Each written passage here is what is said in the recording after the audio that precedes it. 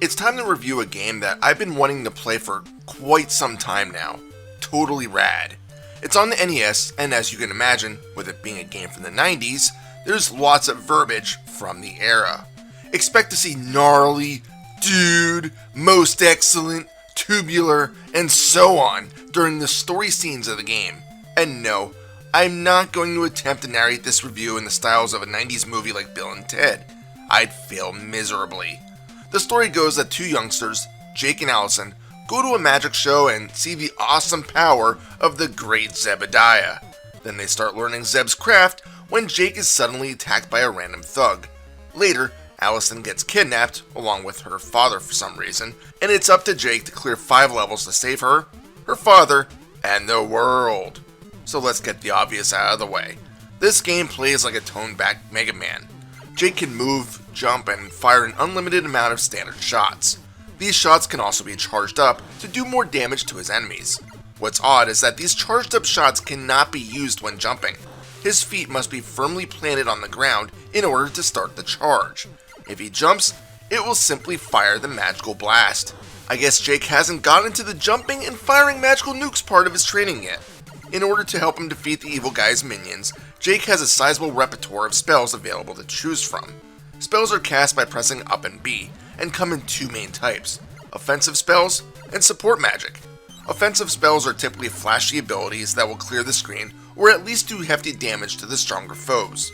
Support magic is mostly there to protect you from harm or heal you.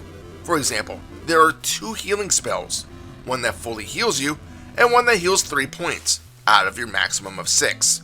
These spells are the ones you'll probably be using the most, since many enemies will do 2 points of damage to you at a time. In addition, there aren't a lot of times in which you'll run into situations where the attack magic is entirely useful, other than simply being a convenient way of destroying any creature in the room to make navigation easier. The reason why attack spells aren't so necessary is that the enemies, for the most part, are easy enough to dispose of with your base shot. Sure, many of them take multiple hits, but they often don't move until you get kinda close, with predictable attack patterns. The game also moves at a fairly slow clip, unlike Mega Man, so it gives your brain a bit more time to process any nearby hazards and how to react to them. Of course, you can't just choose the fire blast and use it non-stop. Jake does have his limits.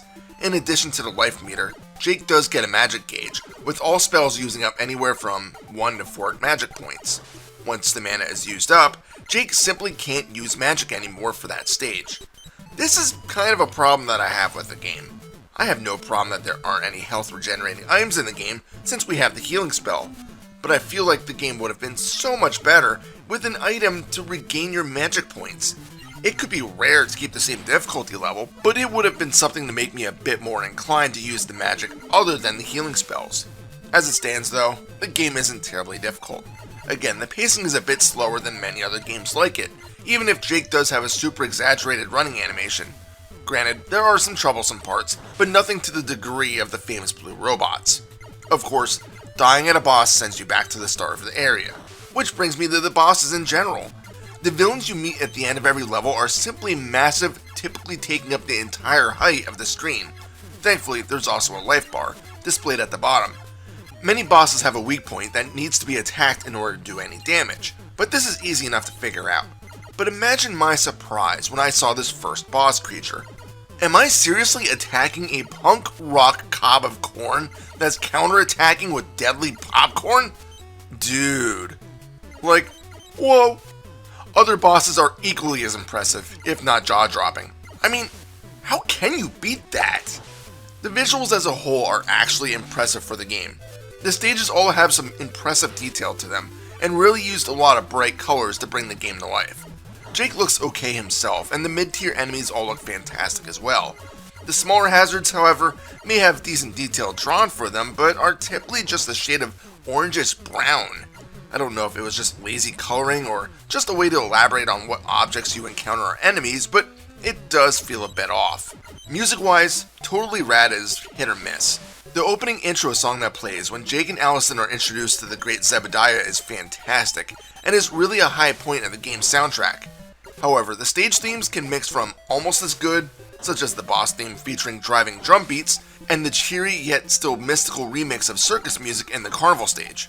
But then you come across some of the other tracks, like the repetitive city theme, and you may just want to mute the TV. I was somewhat surprised by Totally Rad. At first, the game feels like it's just going to be a mundane romp through generic levels as it attempted to mimic Mega Man, but it turned out to be slightly better than I expected. Granted, I'd still rather play Mega Man games, but Mega Man doesn't have a punk rock corncob man, so there's that. Some way to replenish your magic points in the middle of the stage would have been hugely beneficial, but the game has a fair challenge level to make it not completely necessary, as long as you ignore most of the spells. Check this one out. Final score? 5 out of 7. This is Reaper. Happy fragging.